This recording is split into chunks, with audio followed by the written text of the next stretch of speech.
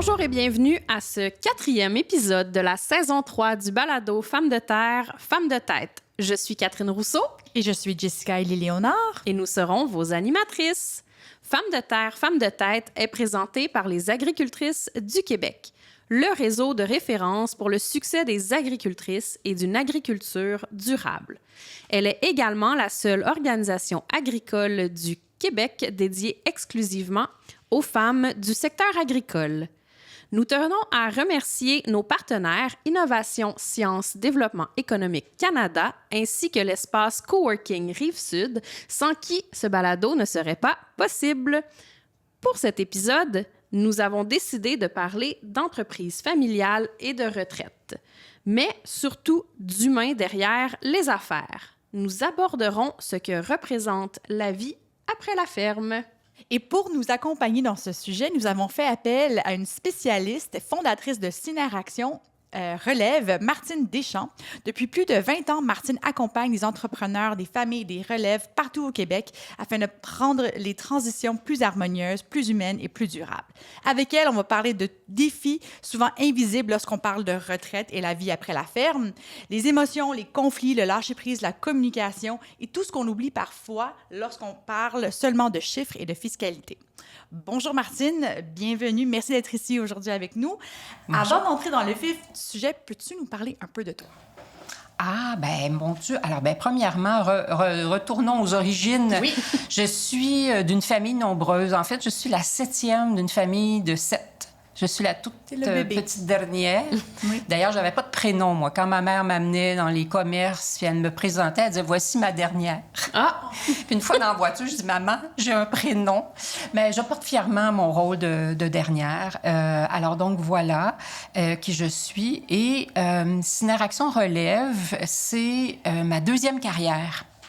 Parce que la première, qui a duré à peu près 18 ans, j'ai été en direction ressources humaines dans des petites, moyennes entreprises. D'ailleurs, j'ai commencé dans l'entreprise familiale pendant 5 ans, au service de la paie, à m'occuper de gestion de ressources humaines. Puis après ça, je suis allée chercher mon diplôme, mon bac en gestion de ressources humaines. J'ai fait la maîtrise aussi au HEC en GRH. Donc, j'ai fait une première carrière de direction ressources humaines dans des petites, moyennes entreprises. Puis voilà ce qui est arrivé à la fin de cette première carrière. Mes 2 derniers employeurs m'ont formée à faire des plans de relève. Ils étaient vraiment précurseurs. On est en 98-99. On ne parlait pas de transfert d'entreprise. On ne parlait pas de planification de relève à l'époque. Donc, la première entreprise est européenne. Déjà, eux, ils étaient rendus là. Alors, on m'a formée pour faire les plans de relève à l'interne, évidemment, chez mes employeurs.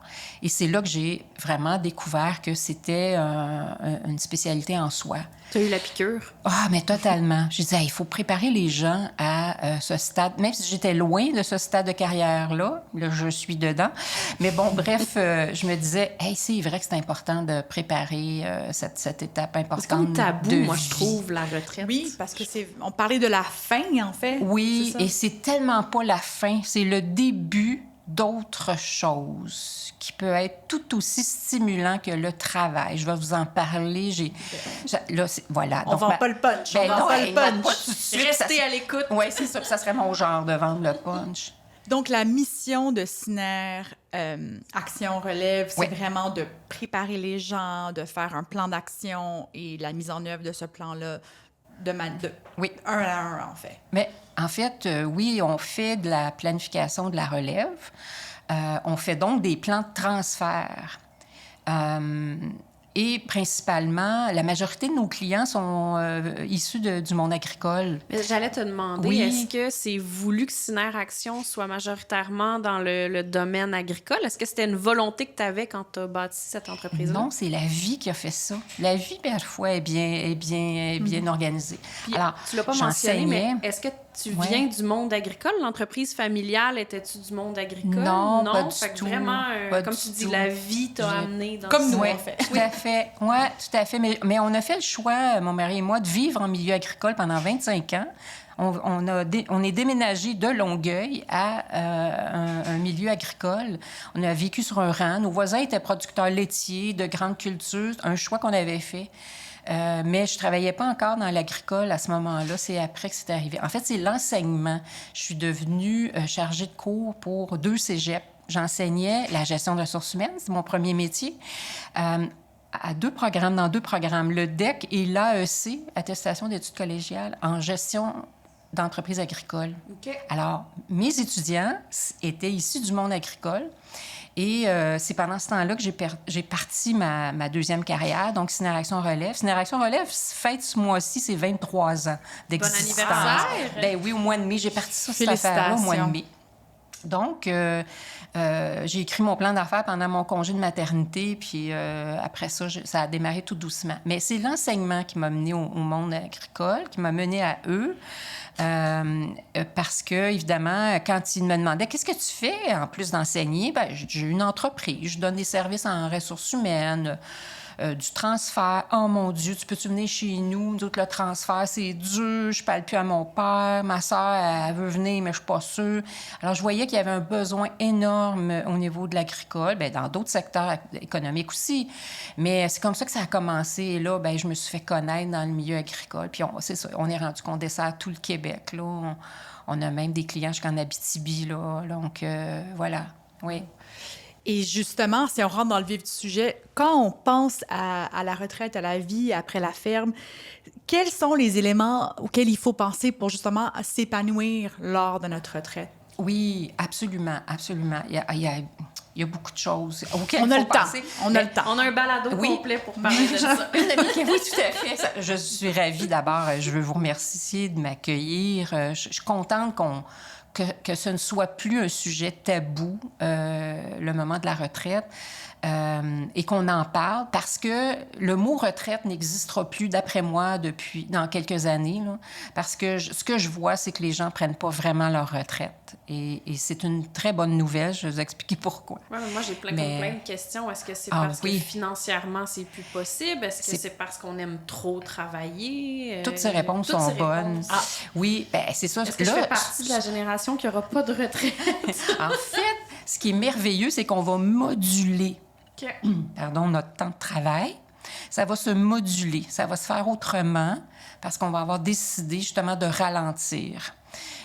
Mais comme j'ai beaucoup de choses à vous dire, je vous rassure, je suis quelqu'un qui aime l'ordre, fait que je vais vous nommer ça dans l'ordre. Parfait. Personne ne va être perdu, enfin j'espère, mais dites-le moi. Alors, mais prenez note, tout le monde, prenez note. Si jamais en écoutant quelqu'un est perdu, ben ils ont juste à te contacter après. Ou à acheter ton livre. Ah, bien sûr. Ben oui, je ne sais pas pourquoi j'oublie tout le temps d'en parler, mais oui, en 2017, j'ai dit, là, il arrive trop d'affaires dans les dossiers qu'on fait. J'ai des choses à dire. Puis je me suis mis à écrire un livre. Je me suis renfermée chez moi et je me suis mis à écrire. Donc, 2017, j'ai lancé Planifier sa retraite ou sa relève, 3 petits points. Ça ne fait pas mourir. Parce qu'il y en a qui voient ça comme la fin, comme vous disiez tantôt, tout à fait. Ce n'est pas la fin. C'est le début d'autre chose. Et quand c'est bien planifié, ça va être le début de quelque chose pas mal le fun. Mais voilà. Donc, oui, j'ai écrit un livre là-dessus, puis c'est particulièrement écrit pour les cédants, les cédantes. Hey, on dit plus ça parce que les gens n'aimaient pas ça. Je suis obligée de céder mon entreprise, mon patrimoine. Donc, on appelle ça des relayeurs maintenant, des prédécesseurs. Parfois, on va dire, c'est le fondateur, c'est la fondatrice. Tout ça est pas mal synonyme. Ça veut dire, ce que ça veut dire, c'est la génération précédente. Et on a la génération montante qui est qu'on appelle maintenant des repreneurs ou la relève, si on veut. Puis juste quelques secondes par rapport au livre, là, et puis j'ai osé écrire un chapitre sur l'andropause et la ménopause. C'est en 2017. Très d'actualité. Justement, aux agricultrices, on a des conférences sur la ménopause. C'était en 2017. Oui, vous êtes avant-gardiste. C'est ça. Alors moi, j'étais à l'activité d'agricultrice du Québec à Sainte-Martine le 7 avril. Et il y a eu le docteur Falardeau. J'ai eu le choc de ma vie. J'ai bu ses paroles jusqu'à la fin.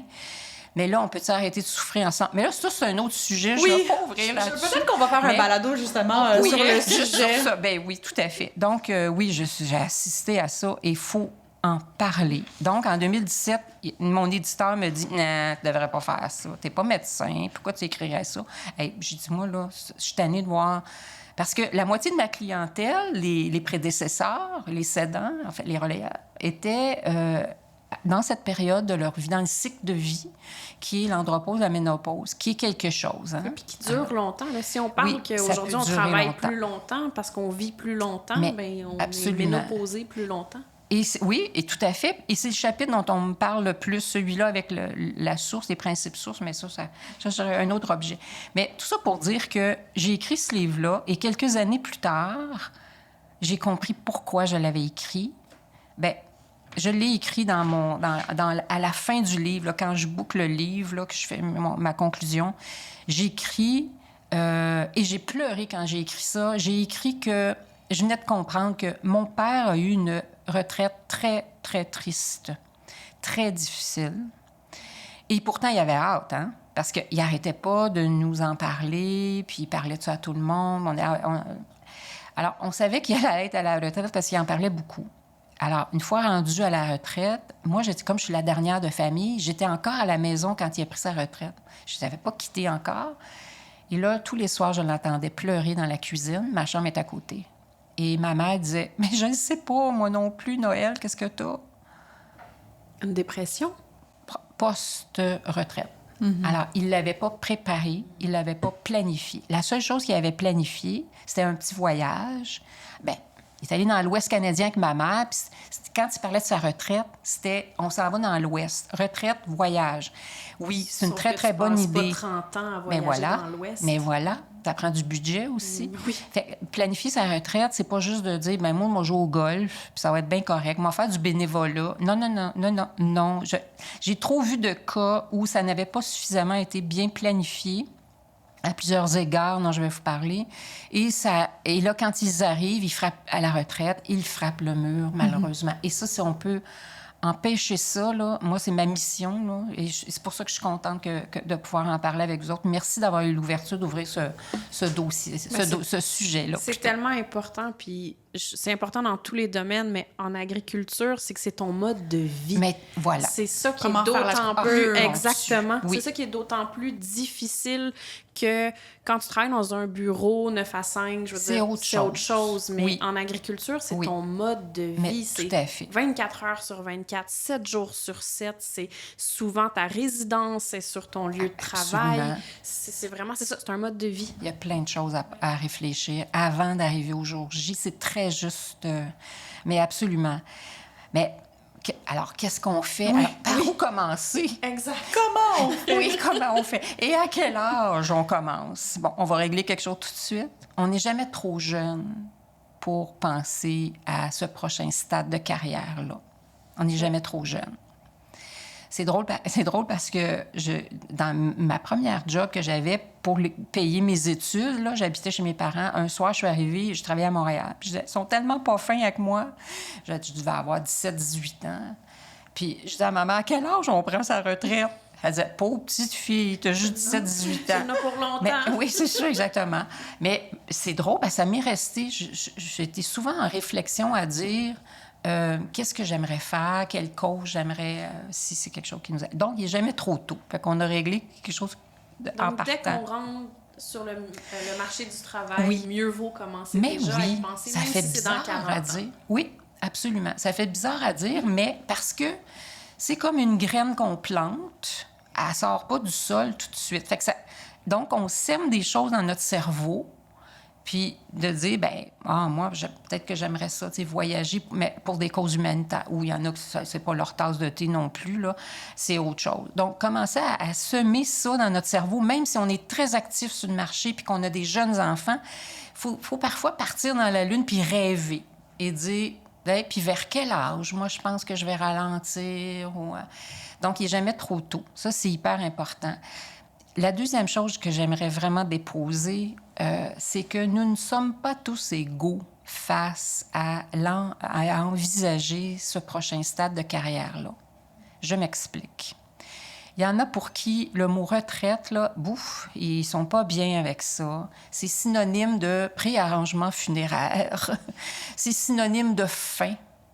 c'est synonyme de « je ne serai plus utile ».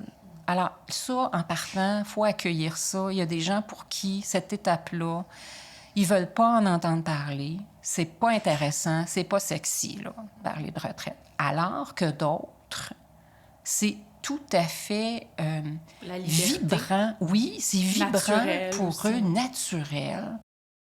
Hey, j'ai-tu hâte d'envisager qu'est-ce que je vais faire d'autre que travailler?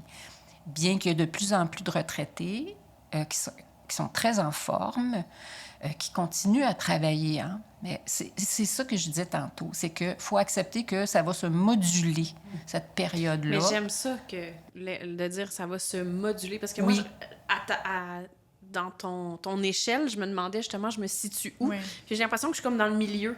J'ai l'impression que, mon Dieu, j'ai peur de plus être utile. Mais en fait, moi, j'ai peur de m'ennuyer. Oui. À la retraite, c'est surtout ça. Oui. Mais en même temps, tu sais, je suis quelqu'un qui carbure au projet, qui carbure à C'est ça. m'impliquer. Moi, j'ai tellement C'est hâte. ça. Ben, Hey, c'est-tu drôle? On n'est pas égaux, hein? Non, Puis il y en a c'est d'autres ça. qui Moi, ont tellement j'aurais peur. aucun problème. Ah, ça, c'est contre drôle. les dodos. Mais je dis ça, mais qui sait? Qui sait? Ah, mais c'est très intéressant. Et Ouais. voilà, vous confirmez Oui. que nous ne sommes pas égaux face à la retraite. Ouais, on n'est pas Et, égal. et voilà. Et donc, ça veut dire que il faut respecter les gens pour qui c'est pas facile, c'est pas naturel. Puis il faut justement pas les juger et dire, ben voyons, ça a-tu pas de bon sens? Tu vas avoir plein de liberté. Tu dis pas ça à quelqu'un qui est mort de peur ou morte de peur. Parce que peut-être de moi, la ralentir. liberté, c'est ça, parce que moi, la Ah. liberté, c'est peut-être d'être occupé constamment. Ben Tu sais, oui, c'est mais bizarre oui, à dire, là, mais dans le sens où de constamment savoir que j'ai quelque chose, pour moi, c'est un sentiment de... Mais c'est liberté. sécuritaire. Exact. puis, Oui, oui. Alors, comme je vous ai promis de faire ça dans l'ordre, Oui, on je aime. vais vous... Alors, voici ce à quoi j'ai pensé, puis ça suit les modèles que j'ai expliqués dans mon livre, évidemment. C'est que je dirais qu'il y a 3 grands volets quand on pense à notre prochain stade de carrière. On va l'appeler comme ça. On va l'appeler retraite aussi. N'ayons pas peur du mot. Mais c'est de moins en moins un retrait de la vie active. Les gens restent assez actifs, selon mes observations depuis plusieurs années. Quels sont ces 3 grands volets-là? D'abord, il y a une période de réflexion. Puis là, tantôt, on disait, bien, on n'est jamais trop jeune, commencer à réfléchir à ça. On peut se mettre à rêver et dire, hey, moi, je ferais ça ou je ferais pas ça. Bref. Donc, je vais vous parler un peu de la période de réflexion qui est hyper importante. En fait, sont toutes les 3 importantes, mais la réflexion est importante aussi. Deuxièmement, je vais vous parler de la planification. Et il y a plusieurs éléments là-dedans. Et c'est sûr que la première planification à laquelle nous pensons tous, c'est financière. C'est je vais-tu avoir assez d'argent pour vivre jusqu'à 95 ans? Parce que là, on a des générations, je regarde mes parents, les parents de mon mari. On vit de plus en plus tard. Oui, là. absolument. La sœur de ma mère a 105 ans. Elle vit toujours. Wow. Moi, ma 105 ans. grand-mère est décédée l'été dernier à 99 ans Et et, voilà. 9 mois. Et là. voilà. C'est- Donc, cette période-là, pour certaines personnes, elle va même être plus longue que la période active sur le marché de l'emploi. C'est fou, là. Imagine. Oui. Ça, c'est Oui. parlant. Oui, tout à fait. Donc, planification comme deuxième volet. Puis, le troisième volet, qui est aussi hyper important, puis qui est souvent escamoté, c'est la période de l'après-retraite. Tu sais, j'ai expérimenté des affaires, j'ai ralenti, je suis rendue à 2 jours par semaine. J'aime tout ça, j'aime pas ça. Je fais ci, je fais ça, je fais plus ceci, je fais plus cela. Donc, le troisième volet, je l'appelle la période des rectifications. Et je le mets au pluriel. Parce qu'il y a des rectifications par rapport, oui, à ce stade de carrière-là, et ces éléments étant, moi-même comme personne, est-ce que je prends soin de moi? Est-ce que je vais vivre une retraite en santé? Donc, santé psychologique, santé physique, bien sûr. Donc, à quand remontent mes derniers prélèvements sanguins? Tu sais, je fais-tu du diabète? Est-ce que je... Bon, fait qu'il y a des rectifications par rapport à soi, des rectifications par rapport au couple, parfois, et des rectifications, des fois, encore dans l'entreprise, parce que, comme je vous le disais tantôt, j'en vois plusieurs qui restent actifs. Sur la ferme, par exemple, ce qui était des passions pour le prédécesseur ou la prédécesseur, bien, on leur a gardé ces départements-là. Tu veux continuer à t'occuper de ça, voilà, tu pourras... L'exemple classique, là, quand ils ont peur, elles ou ils ont peur de ne plus être utiles puis de s'ennuyer, c'est de rester actif dans le milieu agricole, d'assister aux réunions des syndicats, des associations, des fédérations, etc. Parce que parfois, les relais, puis ça fait bien leur affaire. Parce que là, ils ont des jeunes enfants, sont très occupés par la famille, le couple, l'entreprise. Ah, mais oui, écoute, si tu peux continuer à être Ils n'ont disponible. pas le temps d'aller s'impliquer nécessairement. Tout à fait. Alors ça, c'est formidable. Donc, des rectifications, troisième volet, hyper important. Puis, on voit qu'est-ce qu'on veut éliminer de notre nouvelle vie, de notre nouveau stade de carrière, et qu'est-ce qu'on voudrait rajouter ou qu'est-ce qu'on veut continuer, parce que Puis ça va bien. j'imagine que le volet rectification évolue dans le temps aussi, parce que peut-être que là, à 68 ans, ça me convient, mais qu'à 74 ans, je vais avoir à refaire une mise à jour, en fait, de qu'est-ce qui me convient et non. Fait que ça doit être évolutif, j'imagine. Oui, absolument, absolument. Puis les rectifications, pour ça, je les mets au pluriel, c'est que c'est pas une fois, là. Tu fais pas ça 2 ans après ta retraite, puis tu le refais jamais. Moi, je dirais une fois par année, dans le temps des fêtes. Au bilan. Oui, exactement. Le petit bilan. Puis ce qu'on veut pour la prochaine année. Oui, exactement. C'est ça, exactement. Dire, hey, l'année qu'on vient de passer, là, j'ai ralenti mes heures de travail, j'ai fait plus de ceci. Est-ce que je suis heureux? Est-ce que je suis heureuse? Ça, cette question-là, oui, est fondamentale. Et encore une fois, je ramène le concept du fait que nous ne sommes pas égaux face au bonheur. Parce qu'il y en a qui ont le bonheur facile, puis il y en a d'autres pour qui c'est difficile. Puis on ne les juge pas. Mais il faut juste se reconnaître là-dedans et dire, hey, j'ai trouvé la dernière année très difficile, ou bien, my God, je pensais jamais avoir du fun comme ça, c'est merveilleux. Donc, nous ne sommes pas égaux, mais accueillons, parce que c'est pas parce que mon voisin agriculteur a bien du fun à sa retraite, puis que moi, je file pas, que je dois me sentir coupable. Ça, c'est non. Si ça file pas, faut trouver des sources, que ce soit au niveau médical, psychologique, ou des amis, des bons amis à qui on peut en parler, sur le conjoint, ça dépend. Des fois, on ne veut pas les alarmer. Mais ne restons pas avec un stade de ce sentiment. Mais oui, merci, absolument. D'ailleurs, j'avais écrit une chronique dans le bulletin des agriculteurs qui disait « Quand le transfert ou la retraite rime avec déprime ». Parce que oui, il y en a qui, au début, ont un petit état de choc. Mais voilà, c'est le temps de gérer ça dans la rectification. Alors, si vous me permettez, j'irai au premier volet dont je parlais tantôt. Oui, on va aller dans l'ordre pour que tout le monde puisse bien nous suivre. Alors, les réflexions, peu importe combien de temps avant, il n'y a pas de prescription. Des fois, on me dit combien de temps avant. Écoutez, la littérature, la pratique, ce qu'on voit, c'est qu'on dit qu'entre 7 et 10 ans avant d'arrêter, ça commence à être temps, là, entre 7 ans, 10 ans, de l'âge auquel on voudrait ralentir, il faut commencer à y penser. Okay. On n'est pas encore dans la planification, mais on est dans la réflexion. Puis seulement, je trouve que c'est quand même pas beaucoup, tu sais, 7 à 10 ans, quand on dit qu'on est juste dans la réflexion. Minimum. Je sais que tantôt, tu as dit, il n'y a pas d'âge, puis idéalement, on commence plus jeune, mais je trouve que, tu sais, mettons, 10 ans pour commencer ta réflexion. On n'est pas rendu là, ouais. Ben, en fait, je trouve que c'est pas beaucoup de temps. Non, effectivement, minimum. On dit, là, il commence à être temps. Pour ça qu'on encourage avant. Oui, avant, tout à fait. Puis se mettre à rêver.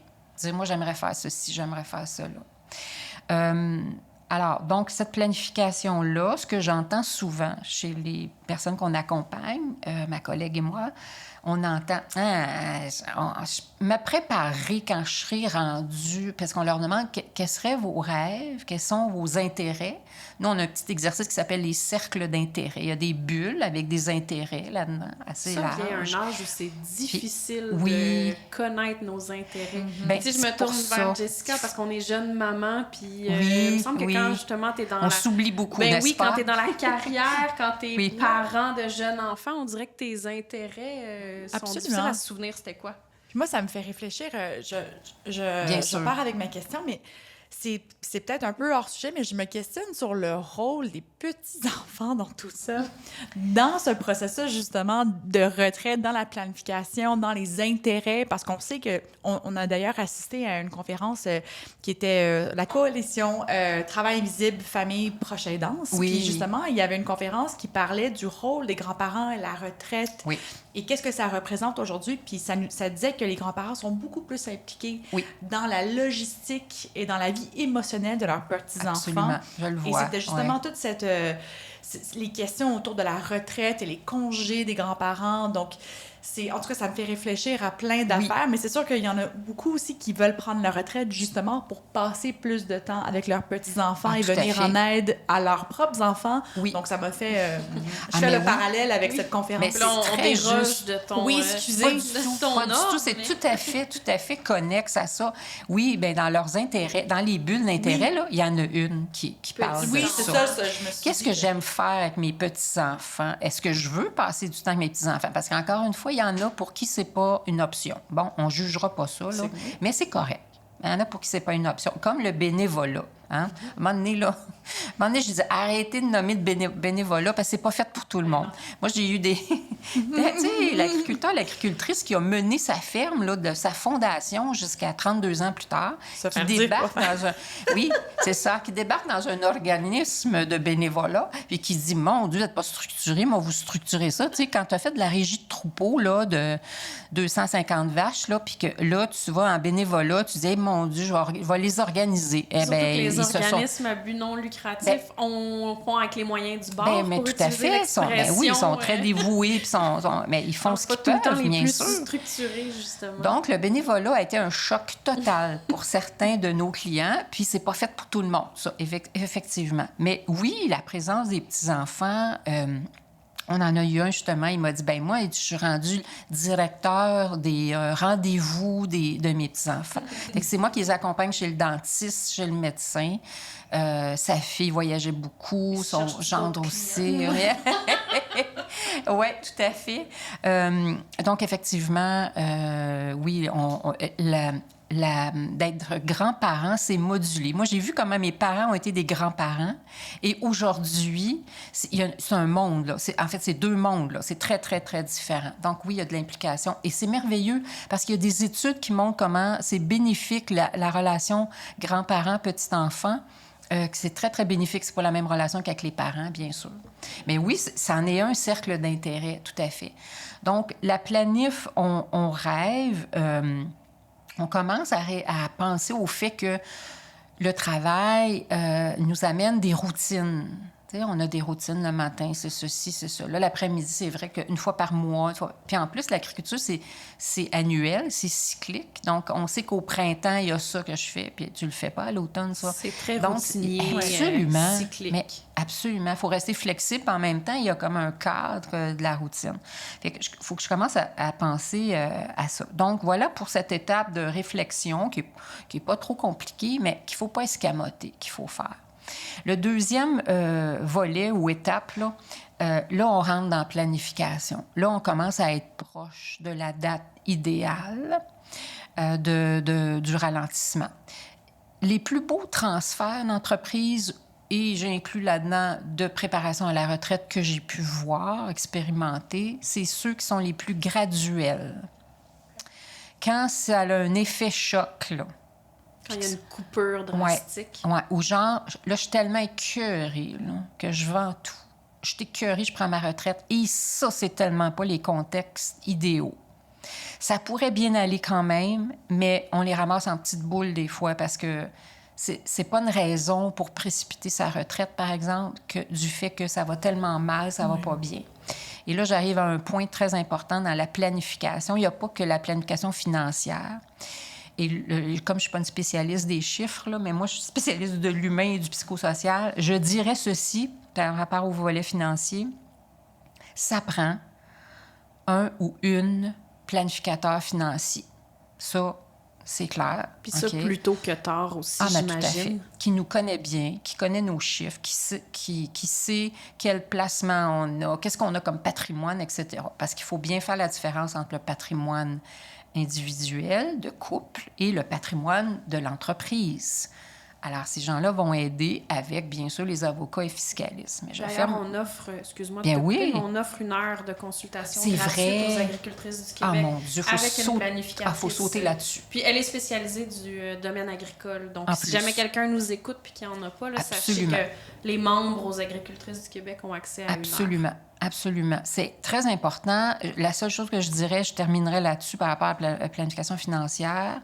Oui, ça se fait avec des spécialistes comme planificateurs, planificatrices, comptables, fiscalistes, avocats, notaires, bien sûr, éventuellement. Mais là-dedans, ce que je trouve bien intéressant et important, c'est quand le planificateur ou la planificatrice nous fait notre plan de décaissement de nos avoirs monétaires particulièrement, immobilier aussi. Tu sais, on va vendre nos immeubles quand on va avoir à peu près quel âge pour vivre de ces recettes-là. Et on va payer combien d'impôts? Bien ça, le plus tôt tu penses à ça, le mieux est. Parce que des fois, ils se ramassent avec des grosses factures d'impôts. Bon. Bref, une stratégie de décaissement, c'est très intéressant. On nous fait mourir vers l'âge de 90-95 ans. Là. Et là, on regarde, bien, vous allez en manquer ou vous n'en manquerez pas, parce qu'il y a des gens qu'il faut rassurer. Ben, ça doit être un gros stress. Oui, c'est très anxiogène, j'imagine. Absolument. Parce qu'encore une fois, nous ne sommes pas égaux. Notre relation à l'argent n'est pas la même. Il y en a qui n'ont pas peur du manque. Même s'ils ont déjà manqué d'argent, ils n'ont pas peur de manquer d'argent. C'est un fait de la vie, il y en a moins. L'argent, ça vient, ça va, ça vient et ça va. Et il faut être capable de vivre avec ça. Mais nous ne sommes pas tous égaux face à notre relation à l'argent. Fait que, sachant ça, bien, il faut justement se faire aider de spécialistes. Donc, je m'arrête là-dessus par rapport au volet financier parce que ce n'est pas ma spécialité. Et là, j'arrive à un autre point qui est hyper important et là, ça colle sur ma spécialité psychosociale. L'autre chose qu'il faut faire pendant notre planification, notre deuxième volet, là, c'est de nettoyer les relations dans la famille, sur la ferme, peut-être parmi nos amis aussi. Avant de prendre sa retraite, c'est le temps de nettoyer ces relations-là. Et voici ce que je veux dire par là. Je donne un exemple très concret. Une stratégie de retrait graduel du monde du travail pour un ou une retraitée, ce serait par exemple de rester dans l'entreprise et d'avoir 1, 2, 3 tâches spécifiques qui collent au nombre d'heures que la personne veut faire. Parce que dans la planification, il y a ça aussi, dire on leur fait faire ça. On leur fait faire ce qu'on appelle une ligne de temps. Alors, on dit en 2026... Combien d'heures par semaine tu veux travailler? Combien de semaines de vacances tu veux prendre? 2027, ça va être quoi? 2028? On ne fait pas plus que 3 ans. On le fait 3 ans parce par 3 ans. Parce que ça peut avoir évolué après 3 ans. Tout à fait, pour toutes sortes de raisons. Je peux être tombée malade, je peux avoir manqué d'argent, ou j'ai pas... Bon, bref, pour toutes sortes de raisons. Oui, une ligne de temps, c'est jamais final. Hein? C'est toujours quelque chose. Bref, je reviens sur de nettoyer les relations. C'est qu'une des stratégies de retrait graduel, c'est de rester sur la ferme. Oui, mais si tes enfants ont repris la ferme, puis qu'on est tous à couteau tiré, puis que ça fait comme 7-8 ans, il est arrivé un élément déclencheur il y a 7 ou 8 ans, et ça a fait que la relation a changé, on se parle plus aussi bien, en fait, on se crie dessus. C'est tendu. Puis... C'est très tendu, c'est conflictuel. Bien, ça serait peut-être le temps, avant la retraite, d'aller nettoyer ça. Et ça prend du courage, ça prend de l'ouverture, mais il y a des gens spécialisés là-dedans qui peuvent aider. On parle fondamentalement de communication là-dedans. Et des fois, les gens sont en conflit et ils ne se souviennent plus pourquoi. Mais non, ça fait combien de temps? C'est quoi l'élément déclencheur? Je m'en souviens pas. C'est rendu un cumul de tensions. Oui, tout à fait. C'est un cumul de ressentis, de frustration. Fait que là, il faut aller démêler tout ça. Oui.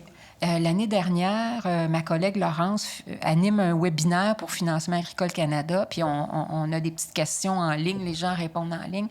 Et parmi les phénomènes de difficultés relationnelles et de communication, savez-vous quel phénomène est sorti presque à 90 % de ma mémoire est bonne, comme étant le phénomène le plus ardu sur la ferme dans nos relations? Avez-vous une petite idée? Qu'est-ce que ça pourrait être? On parle de communication. Là. On leur nommait des difficultés relationnelles, des exemples, puis on leur disait, vous, sur votre ferme, vous vivez quoi comme difficultés communicationnelles et relationnelles? Number one. J'aurais tendance l'intergénérationnel, mais je ne sais pas si c'est ça. Ou les non-dits. Oui, c'est ça, les non-dits. Mon Dieu, vous êtes donc bien bonne. Écoute, on a un peu d'expérience. Oui, Catherine plus que moi, là, mais... Voilà. Non, les deux. Voilà. Alors, ce sont les non-dits.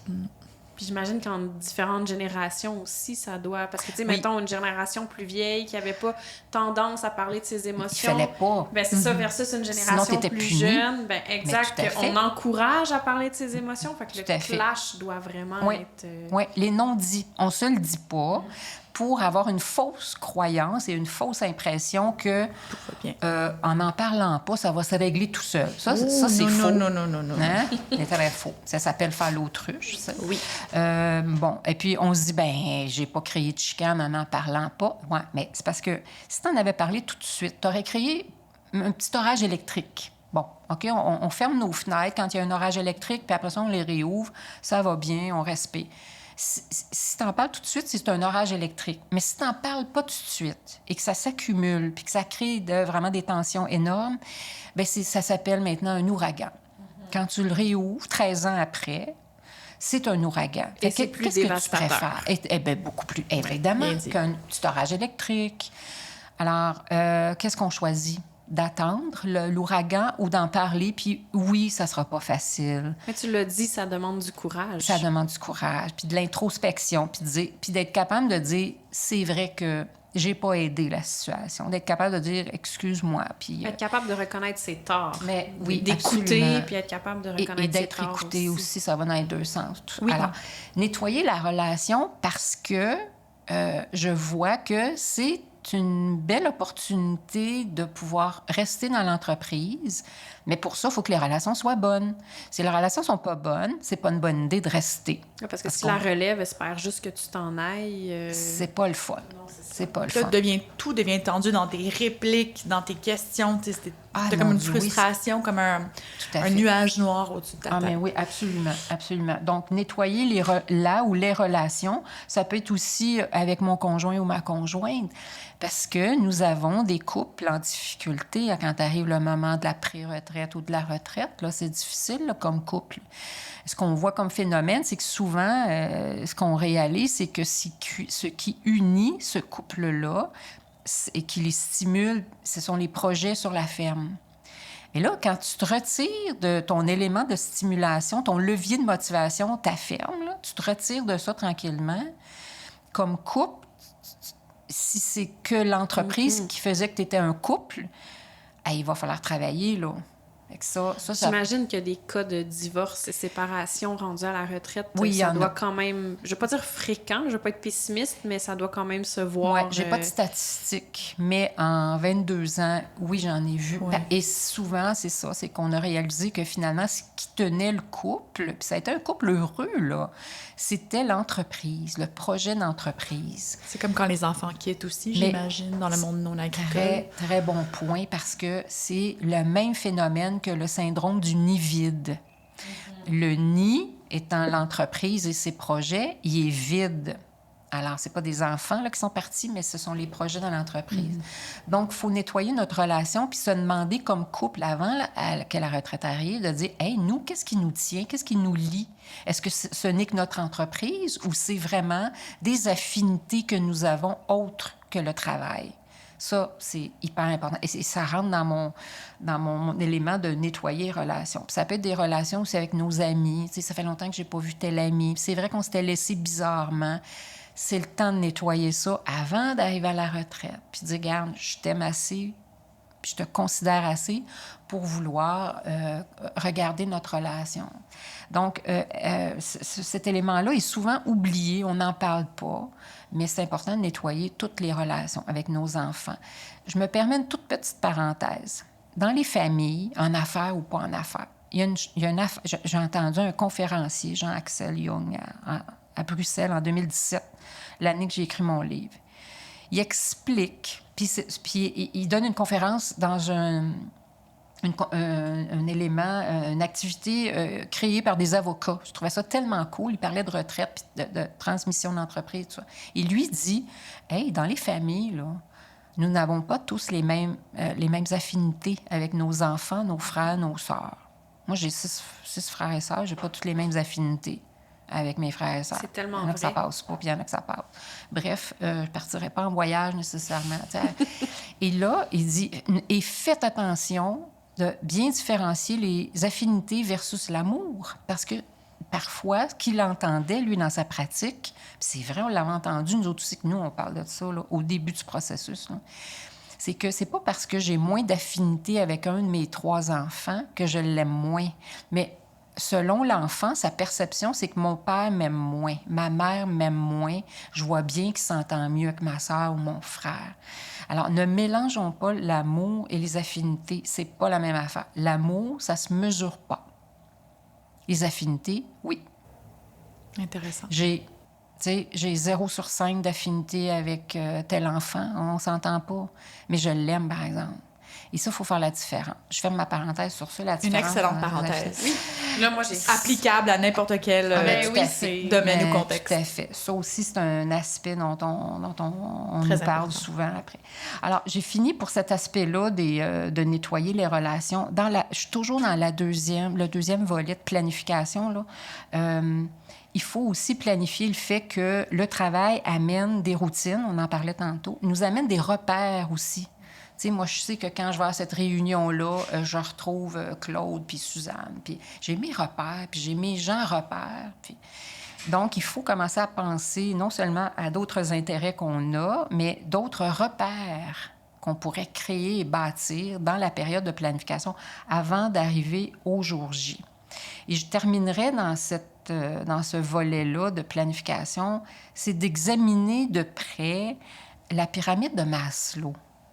Je vais faire un petit rappel vite, là, mais Maslow, bon, ça a été souvent critiqué, là, mais moi, je trouve qu'elle marche. Puis vraiment, quand je présente ça à mes clients, ils font « Alléluia, tu viens de me faire comprendre qu'est-ce qui bloque, moi, dans mon transfert ou dans ma période de stade de carrière de retraite qui s'en vient. » Bien, ça part avec des besoins de base là, physiologiques, là, comme avoir un toit sur notre tête, puis d'être capable de faire l'épicerie, puis d'avoir combler nos besoins de base. Ensuite, il y a les besoins de sécurité. Bien voilà, la sécurité pas que financière, mais la sécurité aussi que mes repères ne seront pas trop bousculés. Ensuite, on a les besoins sociaux. Le sentiment d'utilité. Oui, oh, merci. Nettoyer les relations. C'est une bonne élève, hein? Très beau rappel. Elle est prête. Je suis en train de planifier ma retraite en même temps. Oui, c'est ça, exactement. Mais oui, les besoins sociaux. Fait que j'ai nettoyé mes relations. Et puis... le sentiment d'utilité là, ou d'inutilité, il sort de ce besoin-là, besoins sociaux. Ensuite, il y a tous les besoins d'estime de soi que le travail nourrit, mais énormément. Le sentiment d'utilité ne rentrerait pas dans l'estime de soi? Oui, ça pourrait. J'aurais eu tendance à le mettre là, moi. Oui, je m'estime quand je me sens utile, mais il y a d'autres gens qui s'estiment quand ils réalisent des objectifs, que ce soit utile ou pas. Mais oui, ça s'apparente, absolument. C'est pas découpé. C'est pas découpé au couteau. Mais oui, sentiment d'utilité, oui, besoin d'estime, besoins sociaux. Puis même le dernier, là, le besoin de réalisation, il y a aussi l'utilité qui rentre là-dedans. Donc, on a ces besoins-là, tous les êtres humains, sans exception. Et là, quand il faut examiner ça et dire, hey, moi, et l'affaire qui est bien importante, c'est que Maslow disait, tu peux pas combler un besoin si tu n'as pas combler le besoin à l'étape inférieure, à l'étape précédente. L'estime de soi ne peut pas être comblée si ta sécurité n'est pas comblée. D'où la pyramide, la base. Oui, absolument. Donc, c'est comme des escaliers. Il faut que tu montes les marches une après l'autre pour arriver au top. Alors, ça aussi, ça rentre dans la planification. Y a-tu des besoins? On les fait parler, nous autres, sur ces besoins-là. Puis y a-tu des besoins qui bloquent, qui pourraient être des obstacles une fois rendus tout près de la retraite? Parce que des fois, il y en a qui mettent les freins juste avant de partir à la retraite. Et on entend ça de nos repreneurs. Ils disent, hey, là, mon père, là, il disait qu'il partait en mai 2025. Puis là, on est en avril 2026. Il n'est pas parti. Puis là, il n'en parle plus, il ne veut plus en parler. Et là, quand on questionne, qu'est-ce qui peut être Puis souvent, ces obstacles-là peuvent être inconscients. Nous autres, on aide à aller creuser, justement, qu'est-ce qui pourrait être inconscient.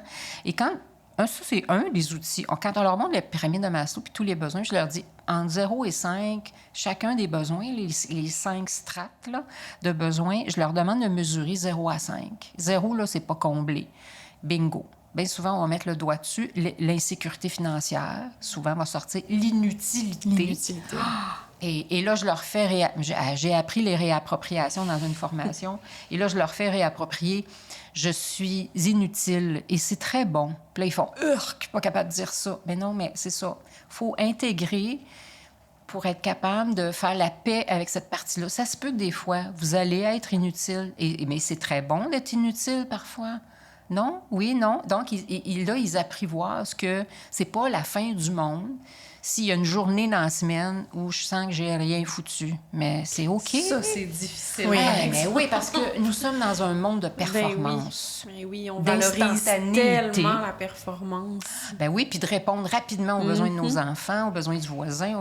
On s'oublie. Au là. courriel. J'aimerais qui ça rentre. avoir une semaine, moi, où je fais rien puis je suis inutile. J'aimerais ça. Et que tu te sens bien là-dedans. Oui, Moi, je oui, pense que c'est je me ça. sens bien. Oui, et voilà. Et ce sont toutes des choses que l'argent n'achète pas. Donc, voilà pour la planification, je vous dirais.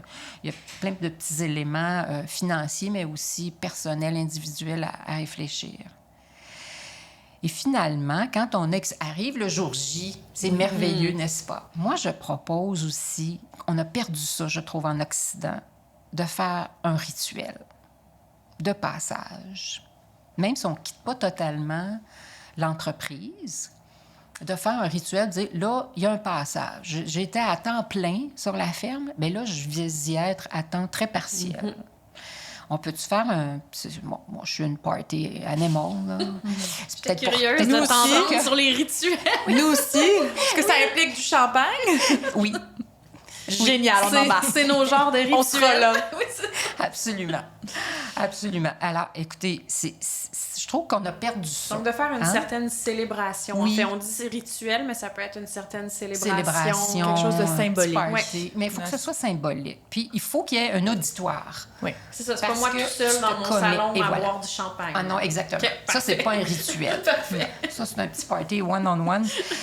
Mais c'est important d'avoir un public autour qui entend, parce qu'on se commet. Hein? On dit, ben oui, moi, je quitterai en 2027, là, je serai plus à temps partiel. Je vais Puis est-ce avoir que tu quitté. proposes de faire cette célébration, ce rituel-là, avant de quitter? Parce que là, tu Oui. dis, je me commets en décembre 2027, je serai plus là. Fait que tu le fais pas le 31 décembre 2027 Non. quand tu prends Un ta petit peu avant. retraite. Tu le fais avant. Oui, tout à fait.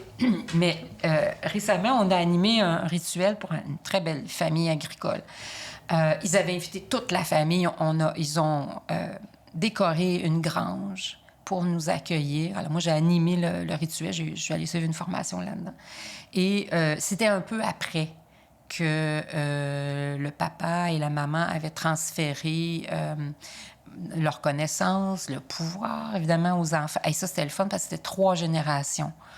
Alors, il y avait le fondateur avec sa conjointe, sa fille et son garçon, et son petit-fils de 20 ou 21 ans, peut-être. Fait que c'était beau sur 3. Et là, ben, ils préparent des petits textes. Je leur dis, hey, c'est pas compliqué, 3 lignes, là. Puis, ils voulaient pas. Je suis correcte. Moi, je lâche prise, mais je leur dis, c'est symbolique. Et ce qu'on nous rapporte, c'est que les repreneurs disent, ouais, quand mon père ou ma mère se commet et prononce qu'il nous fait confiance au point de nous transférer l'entreprise et les avoirs et le pouvoir et la source parfois, moi, ça m'a donné un sentiment de légitimité. Alors reconnu, voilà, d'être valorisé, reconnu confiance. devant la famille et devant les employés. Parce qu'évidemment, ils invitent leurs employés clés qui étaient là, évidemment. Donc, il y a un petit rituel. Il ne faut pas que ça dure longtemps. Tu sais, efficace. On dit les vraies affaires, pas de longs discours. Mais c'est très symbolique. C'est libérateur et ça rend les repreneurs légitimes d'œuvrer ensuite à leur plein titre, à leur juste place. Puis j'aime que tu dises que ça te commet aussi. Oui. Tu prends un engagement au final devant les gens. Absolument, absolument. Donc, dans ce dernier volet que je vous proposais de rectification au pluriel, rectification au niveau individuel, au niveau du couple, au niveau du travail, par exemple. Alors, ce qui peut arriver, faut évaluer les derniers 6 mois ou la dernière année et dire, est-ce que ça me convient? Qu'est-ce qui m'a rendu triste dans cette période-là? Qu'est-ce qui m'a rendu très, très, très joyeuse? Donc, de faire un petit bilan, accompagné ou pas. Là, on peut faire ça tout seul. Mais écrivons. Hein, le cerveau, là, on peut écrire dans notre téléphone, j'ai rien contre ça. Mais papier, crayon. Il n'y a rien de Il y a meilleur rien qui que est ça. bon. Oh, c'est merveilleux. Oui. C'est Ça, encore très, très, très in. Oui. Donc, d'écrire, tu sais, c'est simple, colonne avec une face baboune, puis colonne avec une face qui sourit. Pas plus compliqué que ça. Puis tu t'écris ce qui t'a rendu. Qu'est-ce qui m'a... Ça, c'est une question que j'aime poser. Qu'est-ce qui m'a créé du bonheur et du réconfort au point où je voudrais le reproduire encore l'année prochaine? Ben, c'est quand je suis allée aider Moisson, Montréal. Je suis allée aider à tel plat. OK. Puis il y en a d'autres, c'est autre chose. Je suis allée à la pêche avec mon petit-fils. Bon, ça peut être n'importe quoi. Tu sais, on n'a pas à se juger sur nos activités qui nous procurent du bonheur. Il faut arrêter de se comparer. On peut arrêter de se comparer aux voisins. Lui, il a du fun quand il fait ça. Oui, mais toi, t'aimes pas ça. C'est pas une passion. Fait qu'oublie ça. Fait que si t'aimes pas ça, t'en trouveras pas de fun. Voilà. Même Tu sais, si le tu golf, cherches. là. Oui, c'est Non, ça. c'est ça. Moi, j'aime Mais pas le ça. golf, c'est comme synonyme de retraite, on dirait. Oui, Fait que- ça m'énerve. C'est un très beau sport, là, mais il n'y a pas que ça dans la vie. Il y a le pickleball. Oui, mais oui, Il n'y a tout pas à de fait. sport tout court Mais aussi. oui, ça ça- pourrait, mais oui, ça pourrait être autre chose, mais tout à fait. Et là, évidemment, de rectifier tout ce qui nous convient, ce qui ne nous convient pas, parce que il faut se dire que ça ne sera pas parfait. Ça sera jamais la retraite parfaite, comme la job parfaite. Mais là. comme la vie parfaite. Mais ça n'existe pas. On va arrêter de chercher ça. C'est d'avoir un niveau de confort suffisamment agréable. Ça, c'est juste assez. Que les choses soient juste assez. Juste correct. Puis encore là, ça varie d'un être humain à un autre. Oui, parce que que nous mon sommes confort, pas les... oui, exactement. Voilà, nous ne sommes pas égaux par rapport à ce qui nous rend heureux ou moins heureux. Alors, on élimine tout ce qui était dans la colonne face baboune. Là, ça ne m'a pas procuré de bonheur comme je l'avais prévu. Comme le fameux bénévolat. Oh mon Dieu, on a bien rigolé quand il dit... Le golf. Il dit, oui, le golf. Non, mais le bénévolat, le prédécesseur, il me rappelle, il me compte ça. On riait, il dit, ils m'ont mis dehors. Ben, c'est bien correct, ils ont bien fait. Parce que c'est pas fait pour toi. Non. Tu comprends? Des fois, Voilà. la vie nous l'envoie qu'un coup de pelle. Mais bon, parce je disais à une amie, mais pourquoi faut l'apprendre à la dure des fois? Mais parce que sinon, on ne l'apprendrait pas. Ben, c'est parce qu'on a la tête dure. Oui. Tu sais. Bénévolat. Faut que je fasse du bénévolat. Qui a dit que c'était obligatoire de faire du bénévolat ou de jouer au golf? Donc, trouvons nos propres intérêts, ce qu'on aime. Alors voilà, donc rajouter aussi des choses qu'on pensait pas aimer. Je vais essayer ça. Je vais essayer le pickleball, justement, l'année prochaine. Ou je fais rien faire et me sentir... Mais Ouais. tout à fait. Ma fille arrivait de l'école, des fois, elle disait « Ah, maman, il y a un pédagogique qui s'en vient, on va être en congé, peux-tu prendre congé? Qu'est-ce qu'on va faire, le pédagogique? » Je disais « Attends, qu'est-ce qu'on pourrait faire? R-I-E-N. » Mon Dieu, c'est tellement vrai. Souvent, moi, le samedi matin, je demande à ma fille qu'est-ce que Mais tu veux oui. faire, puis elle me dit rien, je veux rester à la maison. Mon Dieu, c'est merveilleux. Puis je suis comme, OK, Et c'est OK. Puis, ben oui, j'apprends à justement dire, Mais- ben OK, c'est correct. Puis je Ben lui dis, oui. mais il n'y aura pas de télévision. Là. Elle dit, c'est correct, je vais jouer avec mes casse-têtes, faire du dessin. Absolument. Puis je suis comme, mon Dieu, elle me communique clairement qu'elle a le goût de Ah, mais oui, rien mais faire. c'est un besoin, ça. Oui, c'est un c'est ça. besoin de se libérer l'esprit, puis pas toujours être en performance, puis pas toujours être occupé. Mais On peut ne pas être occupé. Je trouve qu'il y a beaucoup de jugements autour de la retraite. Corrigez-moi si j'ai tort, mais c'est comme si... Des fois, la réponse, elle est si simple, mais parce qu'on vit dans une société... Oui. Tu parles beaucoup de comparaison, Oui. Oui. de se sentir moins Oui. que l'autre. Absolument. Donc, c'est comme si on Absolument. est capable de juste éliminer ce jugement qu'on a envers nous-mêmes, Oui. ainsi que celui qu'on pense que les autres ont envers nous. Absolument. Peut-être qu'on va régler certains éléments. C'est très, très juste. Parce qu'on a tellement été là-dedans dans la vingtaine, trentaine et quarantaine. On se comparait à nos voisins, à nos collègues de travail. Même dans la trentaine.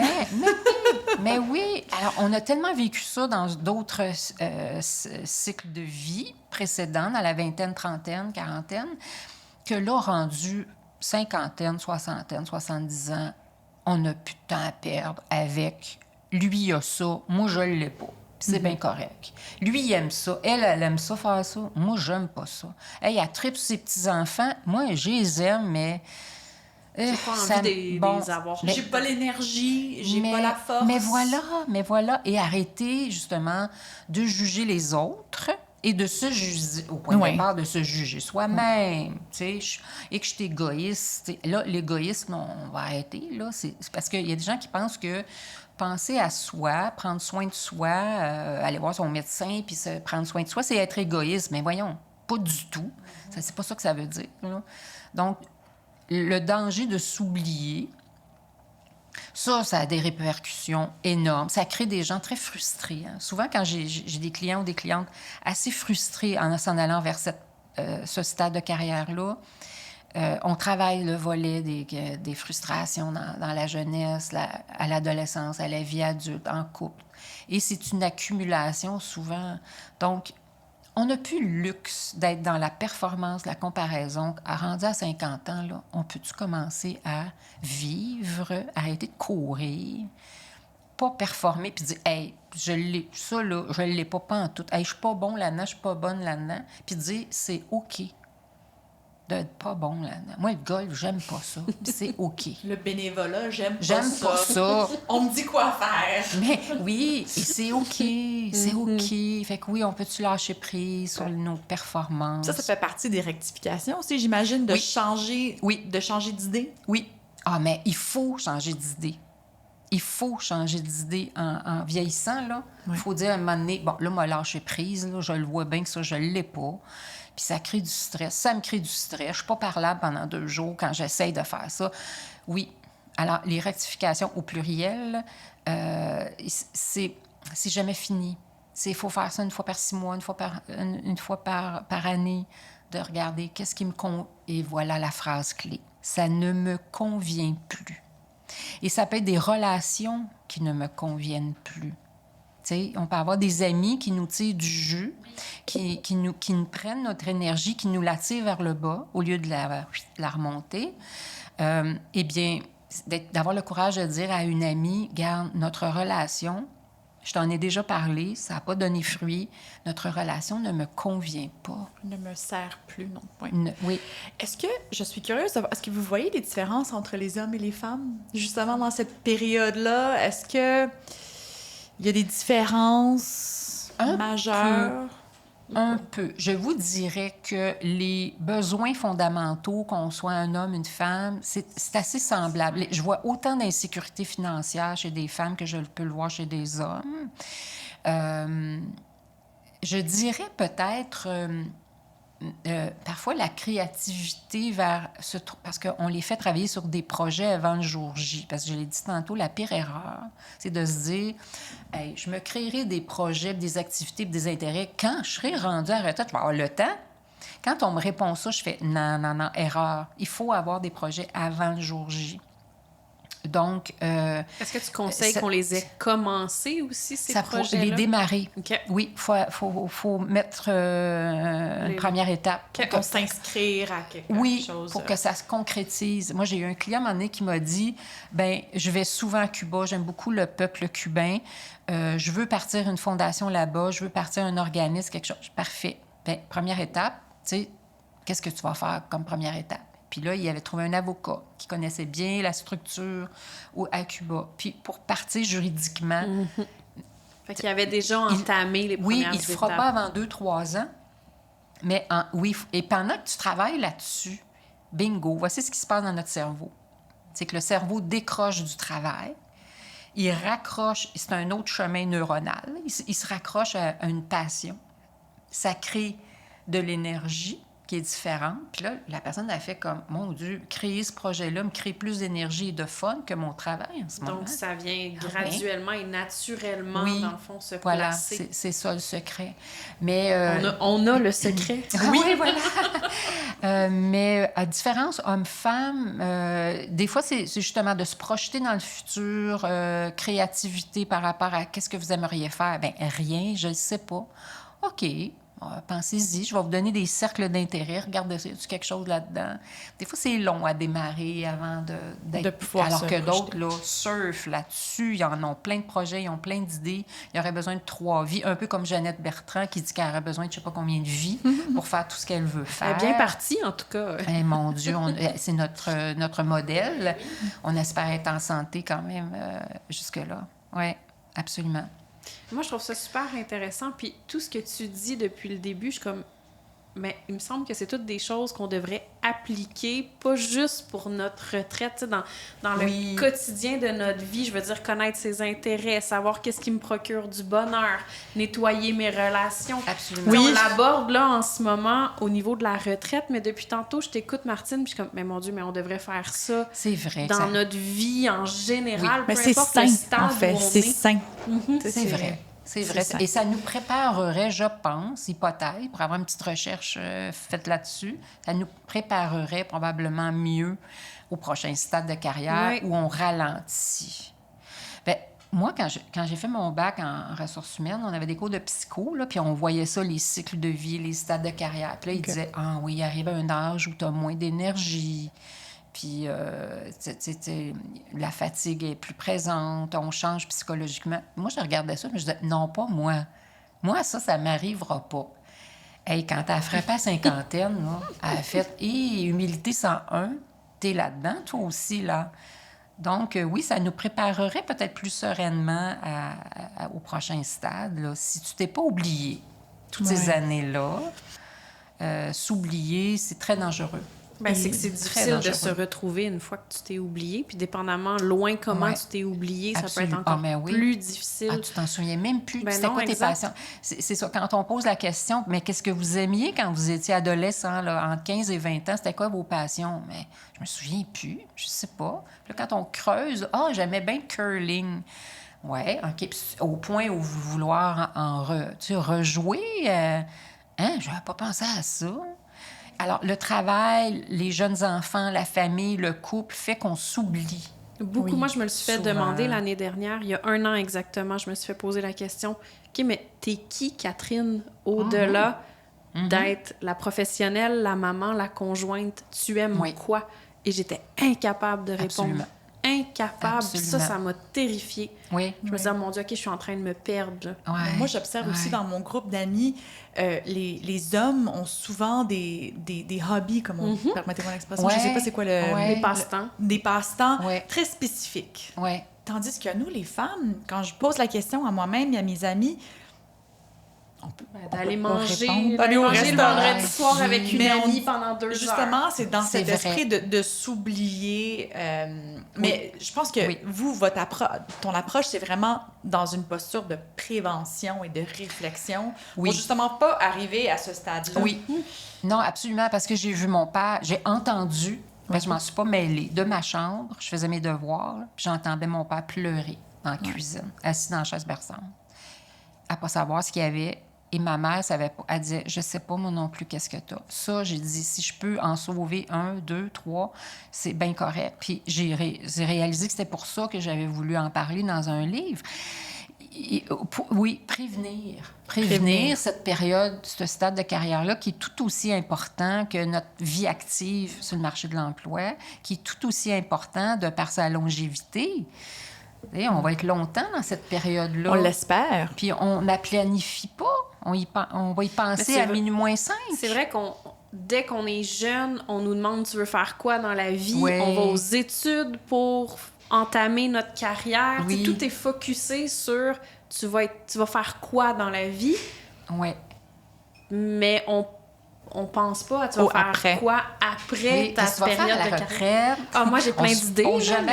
mais- Oui, mais on se pose pas la question. On se fait Oui. poser Mais non, qu'est-ce que tu en veux effet. faire comme métier, mais après Oui. ça, on ne demande pas qu'est-ce que tu veux faire à la retraite. Mais oui, Et- puis c'est voilà. tellement une Ouais. période qui dure longtemps et qui va durer Ouais. plus longtemps vu qu'on vieillit Ouais. on vieillit plus longtemps aujourd'hui. Oui, et puis il y a plusieurs couches sur ce processus-là. Puis dans votre livre, d'ailleurs, vous avez évoqué le chapitre qui parle de la santé féminine, de la ménopause, aussi l'andropause aussi. Ouais, Est-ce ouais. que vous pouvez peut-être juste nous dire quelques mots sur l'importance de la prévention? Absolument. Puis de comprendre cette étape de vie Oui. rattachée à ce processus de retraite. Absolument. Ah oui, avec plaisir, avec grand plaisir, parce que là aussi, soyons en mode prévention. Je m'explique. Premièrement, encore une fois, je le disais en introduction, félicitations d'avoir fait une conférence sur l'hormonothérapie, les hormones. Ce sont des chefs d'orchestre dans notre corps, puis c'est tabou. Alors, bravo, puis c'est très important de pouvoir regarder ça puis de trouver justement les bons médecins parce qu'il y a plusieurs médecins qui ne veulent pas s'en occuper. Bon, mais ça, c'est une autre histoire. Bref, oui. Alors, j'ai écrit un chapitre sur l'andropause et la ménopause. Je ne suis pas médecin. Je me suis collée au spécialiste au Québec de l'andropause, c'est Dr. Jean Drouin. Alors, j'ai contacté Dr. Drouin. Je lui ai dit, écoutez, voici moi ce que j'ai écrit comme chapitre. Pourriez-vous le relire, me corriger? Avez-vous des outils à me donner? Il m'a donné plein d'outils. Il y a des autodiagnostics, là. Il y a des questionnaires dans mon chapitre 9 sur l'andropause, la ménopause. Donc, on répond aux questionnaires, puis évidemment, comme vous vous en doutez bien, s'il y a trop de oui ou trop de non, ça s'appelle urgence, parle au médecin. Tu es en débalancement hormonal. Et ce qui est très important à rajouter par rapport à ça, Dr. Drouin me disait, tu sais, le débalancement hormonal à partir de 45 ans, là, puis là, d'une personne à l'autre, c'est pas à même âge, ça, c'est une autre affaire. Mais bref, le débalancement hormonal à partir de 45 ans, là, c'est quasiment plus profond comme effet, comme impact que la puberté. Vous savez, quand on a les bras plus longs que les genoux, là, puis qu'on est tout croche, puis qu'on a les qu'on hormones... comprend pas notre corps. On le trouve très laid, on se trouve très nul, etc. C'est très bouleversant, cette période-là. Mais dit, t'as rien vu, là. Ça peut être très, vraiment très... Donc, c'est pas à prendre à la légère, là. Tu sais, c'est pas... Puis, il faut surtout pas se dire... Ah, c'est normal que je fasse beaucoup d'insomnie. C'est normal que j'ai des chaleurs. C'est normal que j'ai des grosses pertes de mémoire. C'est normal parce que je vieillis. Non. Mais en fait, c'est que... Oui, c'est normal. Mais on n'est pas obligé de vivre avec ces effets-là. Mais ils peuvent être ça, soulagés. En fait, c'est que c'est difficile. Puis c'est de moins en moins tabou. On en parle de plus en plus. Une mais chance, oui. Une perte de mémoire, de l'insomnie, Oui. j'ai pris du poids... Oui. Mais 1 plus 1 plus 1, tu fais pas nécessairement l'équation que c'est un débalancement hormonal. Il y a une ou des hormones qui sont pas suffisantes ou en trop grande quantité. C'est Bref, ça, il faut... de te rendre sérieux, voyons, comment tu dis ça? De te rendre à cette conclusion-là. Oui. Moi, si je fais de l'insomnie, je vais me dire, je suis peut-être anxieuse, il y a quelque chose qui me dérange. Temporaire. Oui, mais quand tu regardes là, tous les symptômes, puis finalement, tu les accumules. Effectivement. Mais si on n'en parlait pas... Oui, c'est normal de vieillir, là, puis d'avoir des petits symptômes, mais ce qui n'est pas normal, c'est d'endurer ça pendant 5 ans, 15 ans, 20 ans. C'est pas normal que ça fait 20 ans que tu fasses de l'insomnie, là. C'est pas normal. Fait qu'on va essayer d'aller voir comment... Puis là, il faut trouver, comment se faire aider. Ça, c'est là. Et je terminerai en disant ce que m'a dit Jean Drouin aussi. Il m'a dit, Martine, c'est important que tu écrives que quand on est en débalancement hormonal, peu importe que ce soit de l'estrogène, de la progestérone ou de la testostérone qui est en débalancement, là, ou ça peut être un cumul de tout ça, peu importe d'où ça vient, là, bien souvent, les symptômes que ça crée ressemble quasiment copier-coller aux symptômes de la dépression. OK? Alors, mais il dit, là, ce qui se passe, c'est que les gens se font prescrire des antidépresseurs. Là, je ne parle pas de débat là-dessus, là, je ne suis pas médecin, là. Mais je vous dis ce qu'un médecin m'a dit. Il m'a dit, là, il y a des gens qui partent avec des prescriptions d'antidépresseurs, mais c'est pas ça qu'ils ont.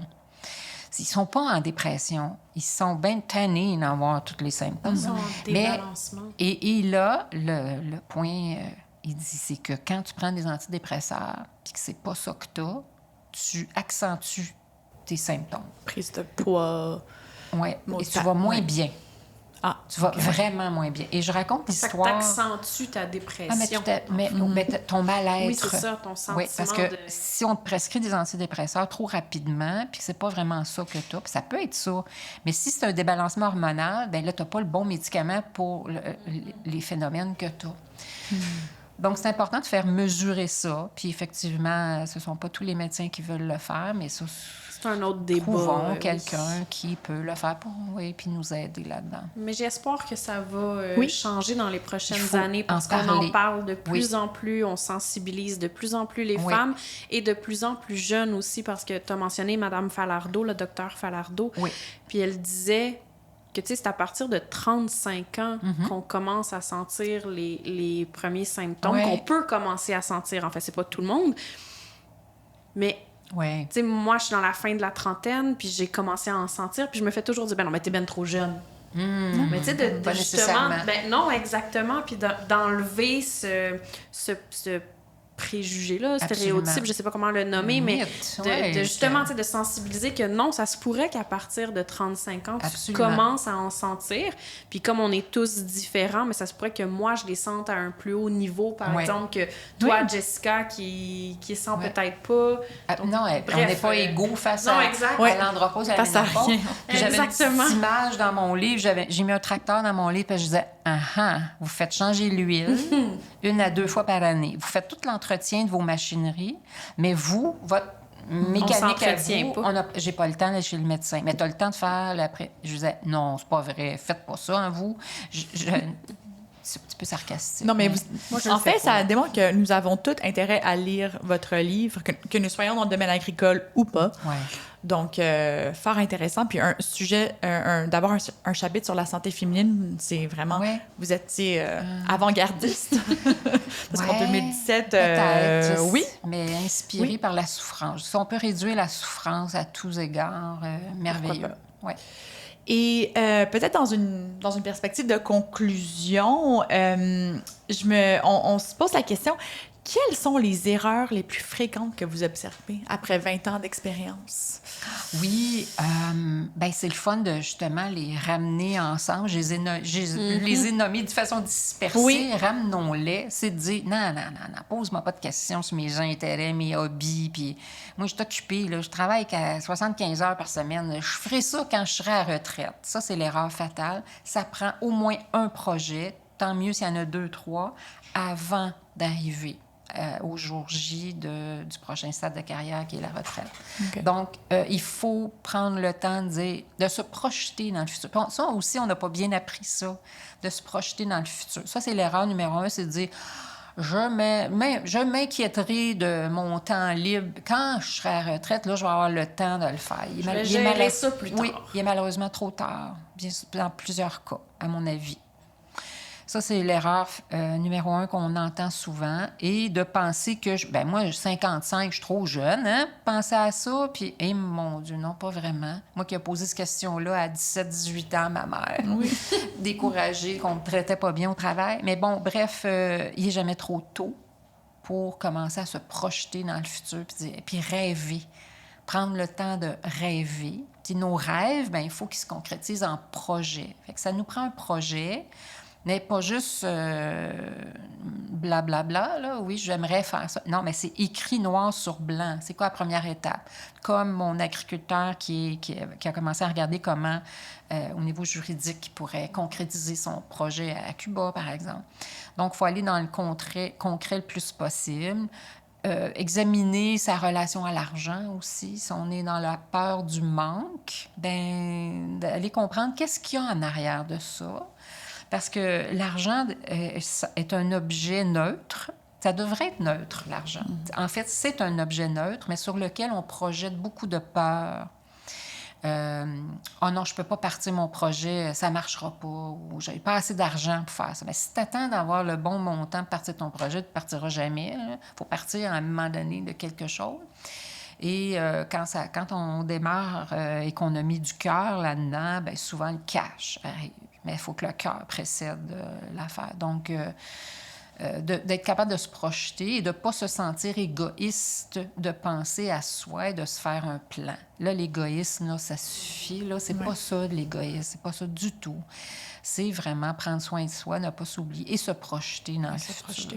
Et quelqu'un qui est, mettons, quelqu'un qui nous écoute, qui est à la retraite, mais qui n'a peut-être pas fait tout ce que vous avez dit à la lettre, mais qui est comme correct dans sa retraite, qu'est-ce que cette personne-là pourrait faire pour se sentir bien, justement? Est-ce que c'est lire votre livre? Est-ce que c'est aller sur votre site web? Qu'est-ce qu'elle pourrait faire? Mais j'adore la question. En fait, quand on va bien, là, puis qu'on aime notre retraite, il faut savoir pourquoi je l'aime.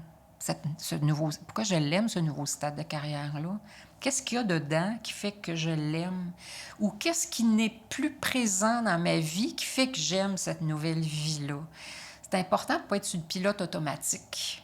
De dire, ah oui, moi, ça va bien. Oui, mais tu sais-tu pourquoi ça va bien? Sais-tu qu'est-ce qui est présent dans ta vie, peu importe la sphère de vie, que ce soit le couple ou notre vie personnelle ou notre vie familiale? Qu'est-ce qui est présent qui fait que ça te fait dire que tu aimes ton nouveau stade de carrière? Et qu'est-ce qui est absent? Il faut faire les deux.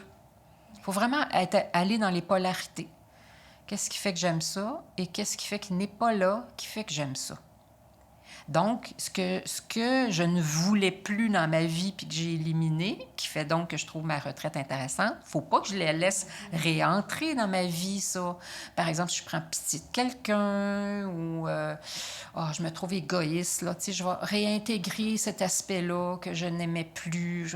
Ben voilà, ça va se mettre à moins bien aller. Alors, je dirais 2 colonnes, encore une fois. Oui. Le bonhomme qui le boude, bonhomme puis sourire, le bonhomme... Ouais. Qu'est-ce qui fait qu'il est là, qui fait que je suis heureuse ou heureux dans cette période-là? Des très bons conseils. Et quelqu'un, si vous aviez un conseil à donner à quelqu'un qui songe prendre sa retraite, puis qui n'est pas trop certain. Qui n'est pas trop certain. Oui. Comment on s'y prend? Bien, encore une fois, il faut prendre le temps de se comprendre, de voir pourquoi on appréhende cette période-là. Comme je disais tantôt, nous ne sommes pas tous égaux. Tu sais, mes chums de filles, moi, ils ont bien du fun là, en retraite, puis moi, ça goûte pas bon. Ça me tente pas de parler de ça. Ça serait très important d'avoir l'humilité de trouver qu'est-ce qui fait que ça goûte pas bon.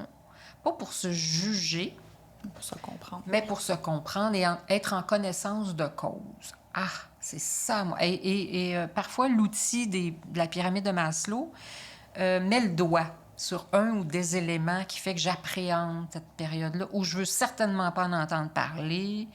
Il y en a aussi qui ne sont pas dans l'acceptation du vieillissement, ne veulent on l'a pas abordé, ça, mais ça... Non, se sentir mettre de côté aussi, ça, l'utilité, ou oublier. De façon classique, là, ce sont les éléments que je vois qui mettent des freins, soit à la réflexion, la première étape, ou la planification, la deuxième. Parce que c'est vrai que la retraite est souvent associée avec le vieillissement. Oui. On veut pas prendre notre retraite. Voilà, on est un fait de la vie. On est rendu à un âge plus âgé, puis on l'associe à retraite vieux, mais tu l'as dit d'entrée de jeu, non, la retraite, c'est un moment de plaisir, c'est un nouveau chapitre de notre vie, donc de dissocier la retraite avec le vieux. Je me pose la question si les réseaux sociaux et l'avancement technologique ont contribué à ce sentiment de se sentir mis de côté, inutile. Il y a comme... Parfois, là, je pars dans tous les sens, là, mais un mépris envers les personnes d'un certain âge parce que, tu sais, vous puis votre Facebook, tu sais, je sais pas si c'est comme quelque chose qui a accéléré le processus ou qui l'a empiré, en fait. Pour certaines personnes, je suis d'accord avec vous que ça n'a pas aidé la cause, parce que là, tu regardes tout... Si on entre dans la comparaison... Là, je regarde, mon Dieu, il est allé faire du jogging. Il va aller faire le marathon de Boston. Donc, je regarde tous les affichages, les publications des autres qui ont le même âge que moi. Puis moi, je me trouve ordinaire à côté. Comparaison sur les réseaux sociaux encore. Je veux dire, si c'est valable pour nos ados, c'est valable pour nous, c'est valable pour nos... totalement. C'est un très bon point. C'est un très, très bon point.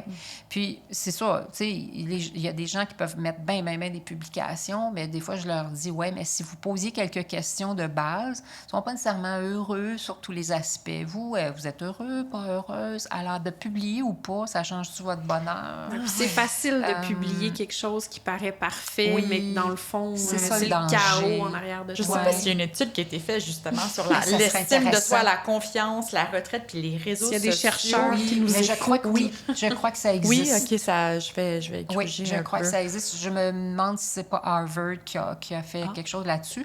Mais c'est drôle, ça me fait penser en parlant d'Harvard. Ils ont fait une recherche, la plus longue recherche longitudinale, là, c'est sur 25 ans, chez leurs diplômés, sur l'aspect du bonheur. Alors, êtes-vous heureux, pas heureux, bonheur, pas bonheur. Et ce qui est très brillant dans leur étude, j'ai la référence là-dessus. Si jamais quelqu'un il veut vraiment mettre la main là-dessus, j'ai la référence. Alors, dans leur étude, ils n'ont pas que posé la question à leurs diplômés, là. Es-tu heureux? Ben, va répondre oui. Hein? Qui va répondre non? Ben, tu sais, j'oserais pas. Bon. Ben, ils sont pas fous, hein? Ils ont questionné l'entourage de la personne. Alors, ils ont questionné les employés. Quand quelqu'un était encore à l'emploi, ils ont questionné les employés. Ou les employés proches? Ils peuvent avoir questionné 3-4 personnes. Est-ce que tu considères que cette personne-là a du bonheur? Oui ou non? Et quand ils ont autorisé, là, les participants, quand ils ont autorisé qu'on parle à leurs conjoints, leurs enfants, et quand ils étaient en emploi, alors, c'était du 360. Donc, il n'y avait pas que le participant qui disait « je suis heureux » ou pas, mais il y avait tout un entourage autour qui, anonymement, répondait. Et là, ça donnait effectivement sur une échelle si c'était quelqu'un, participant A, est heureux ou pas. Et là, une fois qu'ils ont regardé les résultats, il y a des gens qui ressortaient pas très heureux. Des difficultés toute leur vie. Ils vieillissent pas bien, ça va pas bien, ils sont en difficulté. Puis ceux qui étaient très high dans les résultats du bonheur. Alors là, ils ont voulu comparer qu'est-ce qui se passe et ils ont voulu comparer aussi tous ceux qui étaient en indice de bonheur. Qu'est-ce qu'ils ont en commun? Alors, ce qu'ils ont trouvé qu'ils avaient en commun, ces gens-là, c'est ce qu'on dit depuis le début, c'est d'avoir quoi selon vous? On se regarde, Jessica et moi, en attendant que l'autre réponde. Avant le jour J, ils ont planifié. Ils ont des projets. Ils ont des projets. Des projets de vie. Des projets multiples, sur multiples facettes. L'élément qu'ils avaient tous en commun, ils n'avaient pas 15 éléments, ils n'avaient un. Ce sont des gens qui étaient dans un projet ou qui avaient des projets. Donc, si on peut bien boucler la boucle, un des secrets d'une période de retraite heureuse, c'est d'avoir au moins un projet. Moi, j'ai le goût de faire ça. Puis peu importe les commentaires que je vais en dire, que t'es rêveuse, ça ne marchera pas, ton affaire. On peut-tu prendre ça, mettre ça dans une boîte, tu fermes ça à la clé, puis tu jettes la clé. Fais-les. Fais-les. Toi, tu as le goût de le faire, fais-les. Donc, écoute-toi et fais-le. D'avoir un projet, Génial. au moins un projet. Oui. On aime ça. Ouais. C'est une très belle façon de clore ce balado sur un sujet qui est tripant, intéressant, puis pas juste pour nos agricultrices, pour la population. Exactement. De manière générale. On l'a abordé au niveau agricole puis entreprise familiale, mais la retraite, c'est toute la société qui passe par oui, c'est par assez la universel retraite. comme exactement. sujet. Puis c'est ça.